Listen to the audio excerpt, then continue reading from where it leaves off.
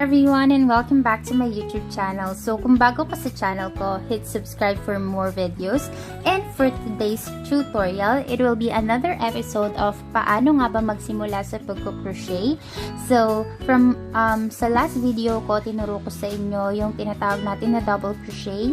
So guys, I will put all the link on the description box below kasi meron akong ginawang tutorial para sa slip knot, sa foundation chain, sa single crochet, sa half double crochet, sa double crochet. So ngayon guys, ang ituturo ko naman sa inyo ay yung tinatawag natin na treble crochet or TC kung nagbabasa kayo ng patterns.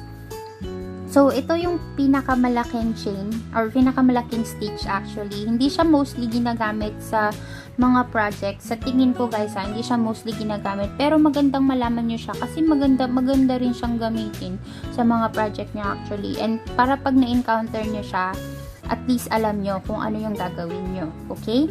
So ngayon, again, sa lahat ng project natin, nagsisimula tayo sa slip knot. Tapos gagawa tayo ng foundation chain. Gawa tayo ulit ng foundation chain na 10.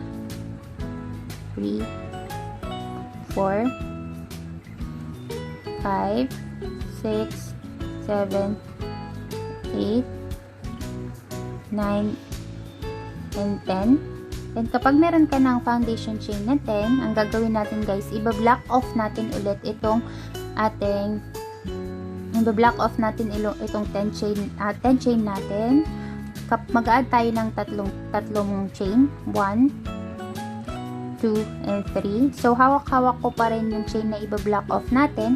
So, yarn over tayo ng 2 beses guys. So, 1, and then 2.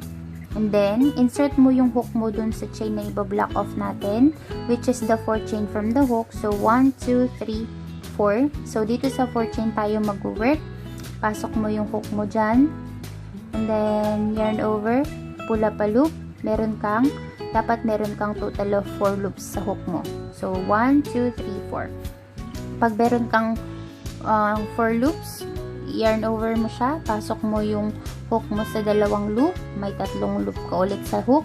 Yarn over. Pasok mo yung hook mo sa 2 ulit. Meron ka pang natitirang 2 loops sa hook. Yarn over. Pasok mo pa siya for the last time sa 2 loops. So, that's how we do the treble.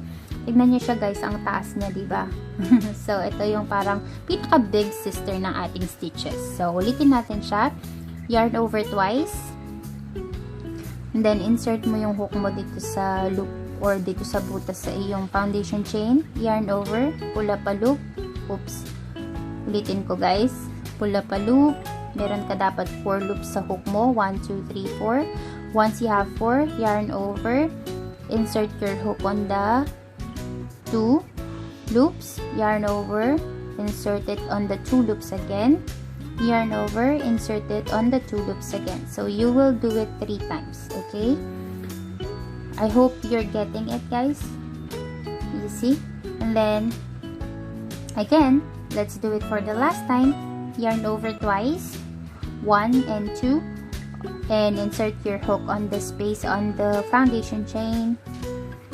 Yarn over and pull up a loop. You have 4 loops on your hook. Yarn over, insert your hook on the 2 loops, and yarn over, insert your hook on the 2 loops. You still have 2 loops on your hook. Yarn over and insert your hook on the remaining 2. So that ends our treble crochet. And that ends our tutorial for today as well guys. I am thanking you so much for joining me today. Hit that like button if you think that the tutorial is helpful.